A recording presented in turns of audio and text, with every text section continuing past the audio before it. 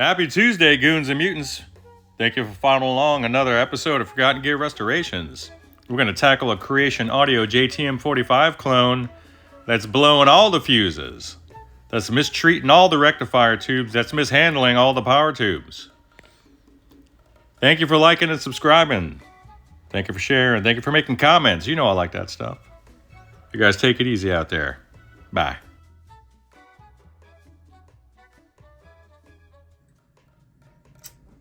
All right there, buddy. John. So I've got your kids' Creation Audio 45, which for the rest of you goons and mutants out there who may not know, this is their take, or his take on a JTM45. Pretty well built. However, carries over a flaw from the original design.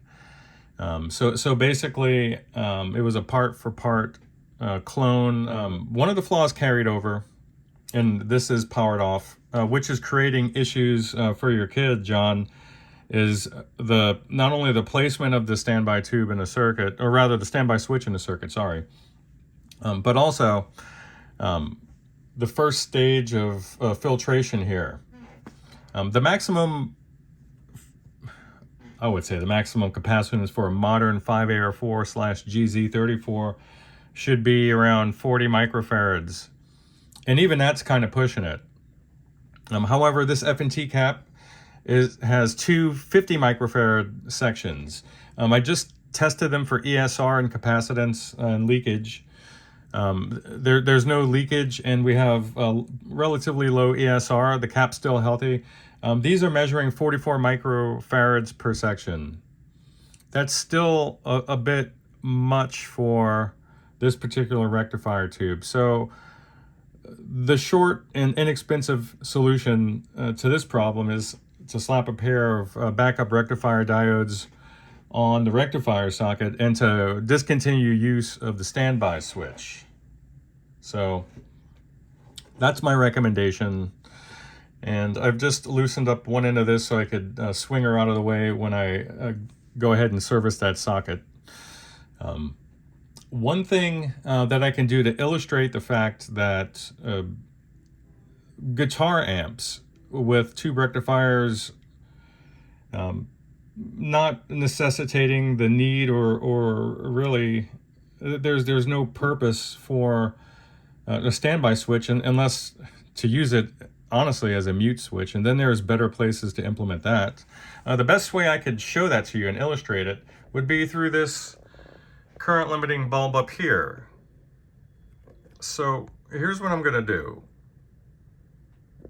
I'm going to straighten this thing out here a little bit. There we go. That's going to have to do for you guys. I'll zoom in a little bit. Now, keep an eye on the filament there. I'll zoom in just a touch more. Keep an eye. If you look, you'll see a standoff here, then you'll see the filament being suspended between these two, right? This is basically connected to each prong of the power cord, and then that filament there acts like a resistor in between. There's going to be heat dissipation there from the current draw and the resistance, and that will manifest itself as light, a light bulb. It provides us light while it's impeding the flow of electrons. So I'm going to bypass the standby switch and just power this on. And I want you to see how long it takes before current is being drawn. That's the whole purpose of the standby switch. Watch. Here we go. 3, 2, 1. Power's on. And I'm going to turn all the levels up so you can hear.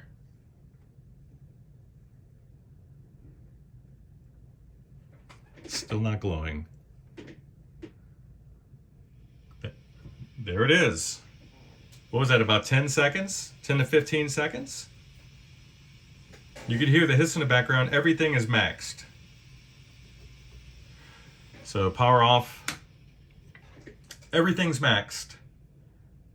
That's perfect amount of warm-up time for conduction, for safe conduction, for the safe filling of these filter caps, and then to have all of the tubes warming up in unison and then slowly starting to conduct. It's perfect. It's a perfect handoff between being cold and hot. So there's no need for a standby switch. It's just the ceremonial vestige of maybe a time when people thought that they would be useful or helpful. But that's just not the case with the types of tubes that are inside of guitar amps. Now, if you want to talk about, what was in, broadcast equipment, the types of tubes that would be inside of medical devices back in the day, then that's different. We're not in a kilovolt range here for plate voltage. So we're in a safe zone, and this is the perfect environment for an amp to be operated without a standby switch. So all I have to say is, tell your kid to stomp on his tuner pedal if he needs dead silence, and have that last in a chain on his pedal board. Otherwise, feel free to use the power switch with reckless abandon and know that it's not going to affect his tubes any. And this goes for you AC30 guys out there as well, the ones without solid state rectifiers. If you've got a solid state rectifier, then just throw everything I said in the garbage. That's a different story. You're going to want to use a standby switch. And that's it. So I'll get that done. I'll get her buttoned back up, and then I'll do a test for you. Bye.